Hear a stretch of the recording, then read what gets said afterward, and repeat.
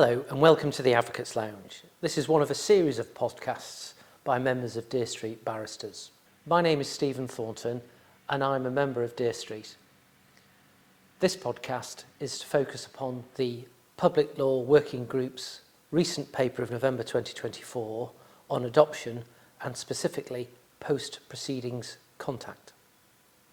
The paper is quite an extensive paper, it's 170 pages and runs to 5 chapters. But the intention of this podcast is very much to focus on post-adoption orders. I should also say at the outset that there is a very helpful video on the FLBA website from December of 2024. I don't pretend for a moment to be as informative as Mrs. Justice Judd or indeed Kate Hughes KC, but it would be remiss of me not to mention it.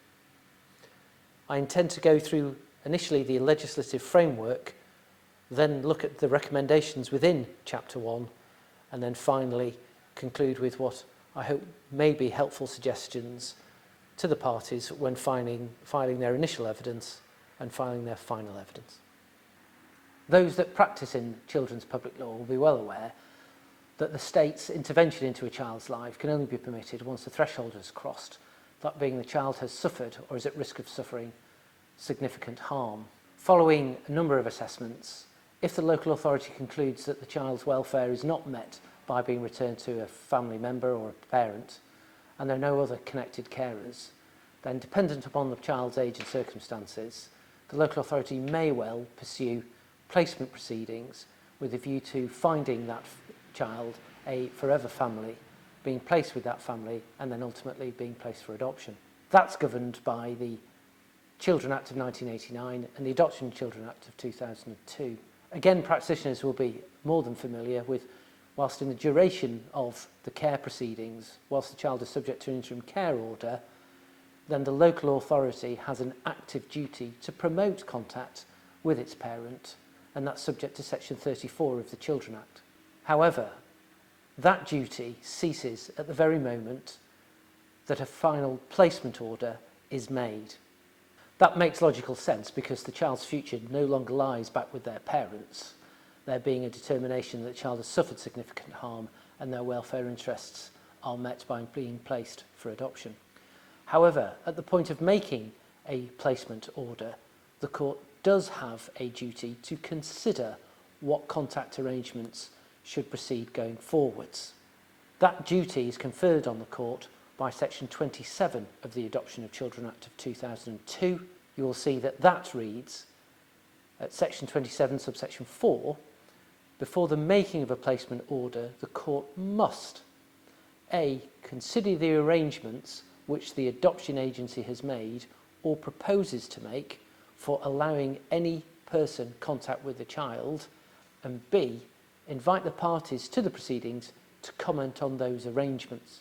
The power then to make a post-placement order contact order is governed by Section 26 of the Adoption of Children Act of 2002. While an adoption agency is so authorised, or a child is placed for adoption, the court may make an order under this section requiring the person with whom the child lives or is to live to allow the child to visit or stay with the person named in the order, or for the person named in the order and the child otherwise to have contact with each other.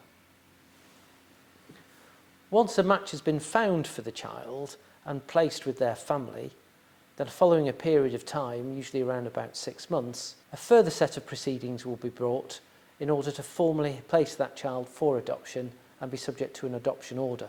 Again, at that stage, during the adoption proceedings, there is a positive duty upon the court to consider what the contact arrangements are going forward.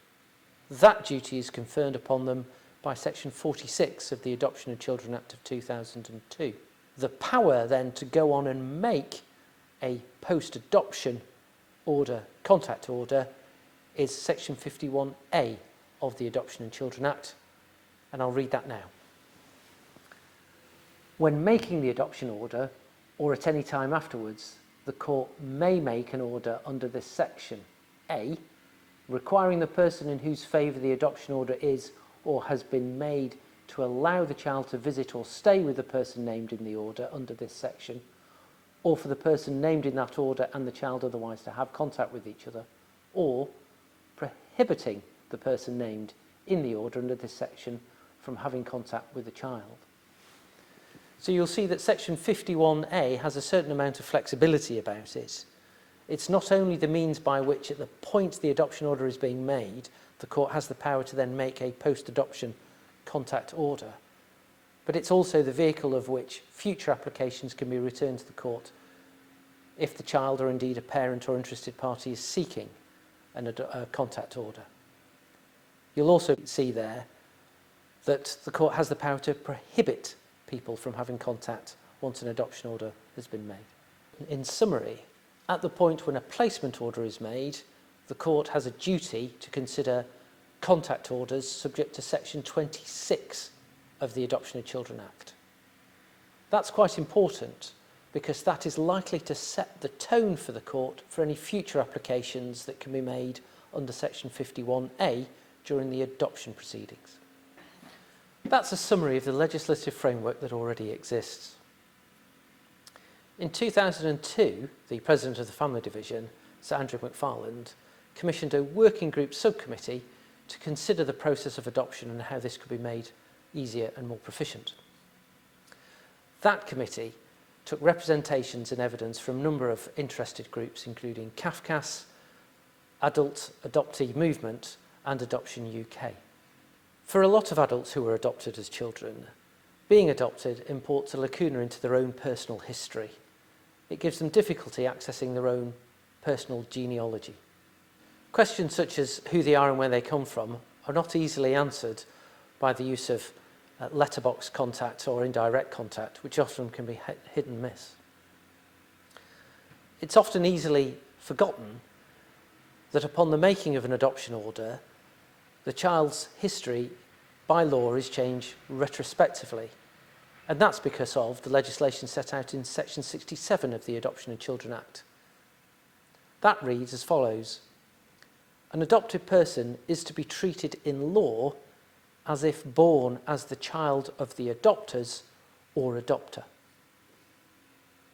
One thing I found particularly striking about the working group's paper is the postscript at page 10, where Mrs. Justice Judd sets out that they had been contacted by a number of adopted people who said that they had found the elimination and cancellation of their birth family to be not only disturbing but offensive. The law may well eliminate a birth parent status, but a child's natural curiosity as to who created them, gave birth to them, and whose DNA they carry cannot be eliminated.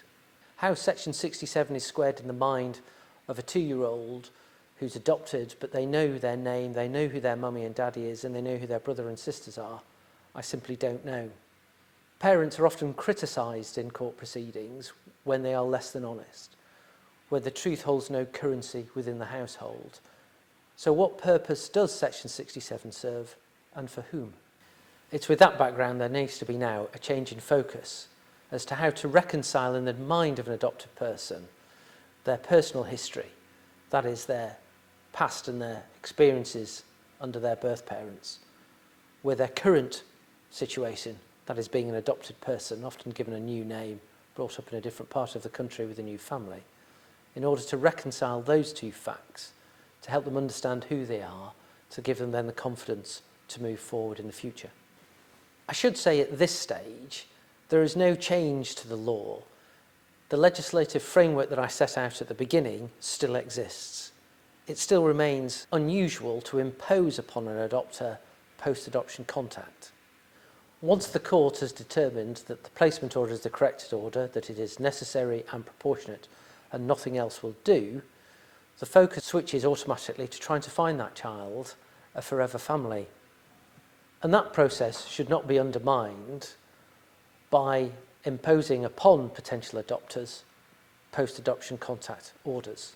It is correct to say that training for adopters has come some considerable way in recent times, and many adopters do indicate that they are prepared to facilitate post-proceedings contact. However, the submission still remains, at the point of making a placement order, that prospective carers should not be fettered and the number of carers should not be restricted by imposing post-proceedings contact orders. The focus must now change, and there must now be focus on the welfare merits of promoting post-proceeding contact for a child. So what's the purpose of post-proceedings contact? Well, it's not to maintain the same kind of relationship the child had with their parents prior to proceedings.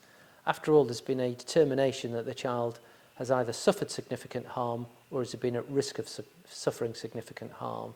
And there's also been a welfare analysis and finding that the child's interests are best met away from the family. But the purpose of post-proceedings contact is a means by which of providing some continuity for the child so they're able to access parts of their past and have an understanding of it in order to then reconcile their present and to move on with their future.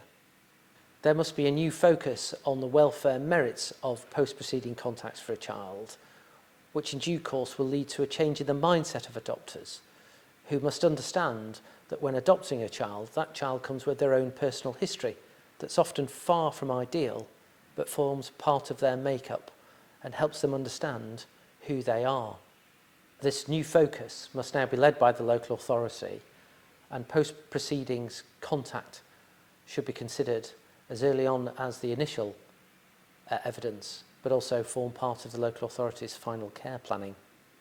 Think of it this way: how is the court to undertake its duty under section 46 of the Adoption of Children Act to consider what the post-placement proceedings contact arrangement should be if this has not been considered? Post-proceedings contact does not necessarily mean always face-to-face contact with a parent. It can mean a variety of things, not just the parent, but other significant individuals of the family, and also other means. It may well be video recordings, for example. The report itself sets out recommendations for pre-proceedings, current proceedings, and indeed post-proceedings. But what's the starting point? Well, the starting point is a fundamental sea change in thinking, as set out by Mrs. Justice Judd at page 9, where she says, first and foremost, we recommend that there must be a greater focus on the issue of contact with the birth family as long as it is safe. This is likely to mean more education for adopters and other childcare professionals, including lawyers and indeed judges that make the final decision. It's the local authority who must lead this sea change. At the point where a placement order is made, the parents are in little position to have any understanding of what resources are available to the local authority to facilitate Section 26 contact orders. Therefore, there must be planning up front. The local authority at the outset, pre-proceedings, should be convening a family group conference. That is to identify who the family network is and also identify who is likely to be important to the child. In addition to parents, that's likely to be grandparents and siblings. It could even be possibly carers of elder siblings. A family group conference may also identify a family member who has an understanding of the issues and is able to put the child's welfare first, and therefore they may be able to facilitate post-proceedings contact and indeed support the parents. That's a very important thing to do, because at the point of proceeding with a placement order, how is the court to exercise its duty under Section 27 of the Adoption of Children Act and consider what post-proceeding contact arrangements there should be if the local authority in fact have not identified who are the important family members and people in the child's life? Is in fact there a submission to be made at a final hearing that a placement order should not be made because there is insufficient planning for Section 26 orders? Is failure to do this pre-planning risking final decisions being made and a delay in the child's future? All options should be considered. Much will depend upon the particular age and circumstances of the child. Face-to-face might be suitable, or alternatively, video recordings. Who should be included in that? Who's going to be important to the child going forward? It is important for the local authority to set out in their final evidence whether or not a Section 26 contact order should be made and to whom. That's going to require additional work, and therefore there's either got to be a separate statement or perhaps another section in the final social work evidence template and the final care plan setting out what the post-proceedings contact should be, which will then set the tone for the post-adoption contact subject to section 51A of the Adoption of Children Act. So let's look at that again. First of all, in pre-proceedings, the local authority should convene a family group conference. The purpose of that conference is to identify who is going to be significant to the child, who's able to understand the issues within the family, who understands the risks and can put the child's welfare first.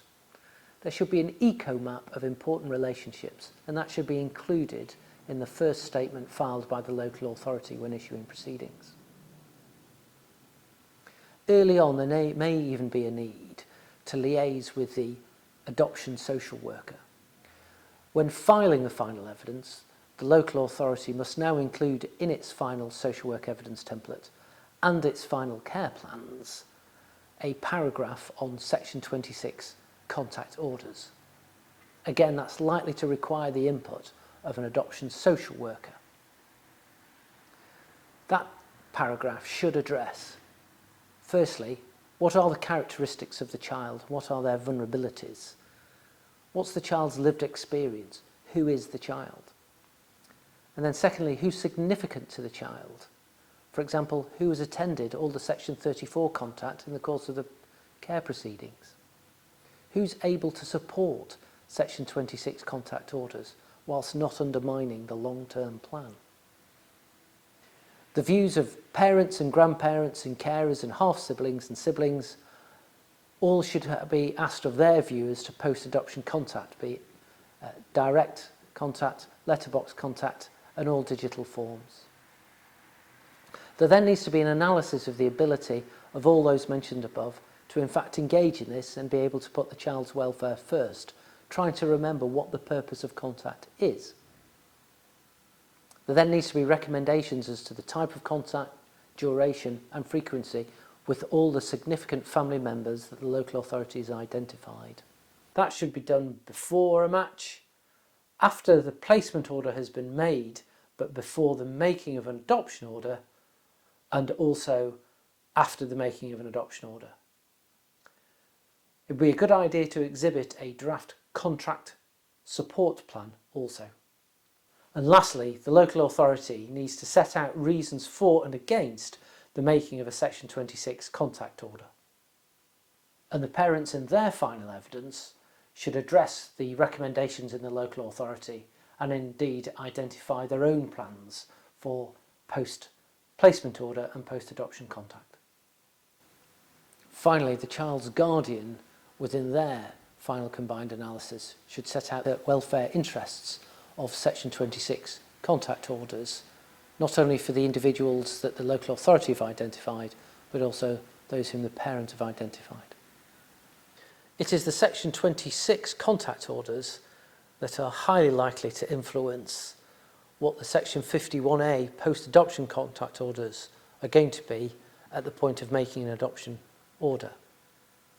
And think of it this way: if throughout the care proceedings and then after the placement proceedings the child has continued to maintain appropriate and safe contact with a family member, then by the time the child's placed for adoption and adopted formally, then all the anxiety of maintaining some form of relationship with the birth family has dissipated and has been returned with confidence. And it's confidence for the child because they then have an understanding of who their birth family is and who their adopted family is. And that gives them the opportunity to bring those two concepts together to understand who they are, for them then to be able to have a stable future. The report has additional recommendations. They deal with the post-adoption process, that's section 51A, post-adoption orders. They make reference to such things as life letters. And there really needs to be a mechanism by which the adoption social worker has a way of re-evaluating the benefit of post-adoption contact.